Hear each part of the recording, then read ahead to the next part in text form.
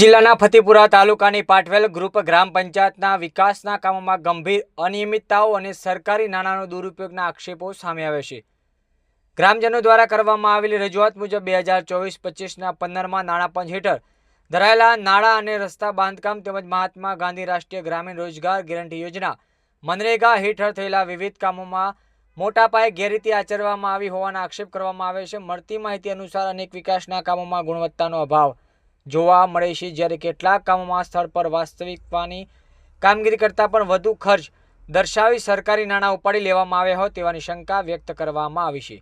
ગ્રામજનોના આક્ષેપ છે કે સંબંધિત વિભાગના અધિકારીઓને યોગ્ય સ્તર તપાસ કર્યા વિના જ કામોના બિલોની ચૂકવણી કરી દીધી છે, જેના કારણે સરકારને લાખો રૂપિયાનું નુકસાન થયું હોવાનું આશંકા વ્યક્ત કરવામાં આવી છે। ગ્રામજનોએ માંગ કરી છે કે સમગ્ર મામલે ઉચ્ચ સ્તરીય અને નિષ્પક્ષ તપાસ કરવામાં આવે, દરેક વિકાસના કામોની તકનીકી ચકાસણી, માપણી અને નાણાકીય ઓડિટ કરાવી જો કોઈ પણ પ્રકારની ગેરરીતિ કે ભ્રષ્ટાચાર સામે આવે તો જવાબદાર સરપંચ, સંબંધિત અધિકારીઓ અને સંકળાયેલા વ્યક્તિઓ સામે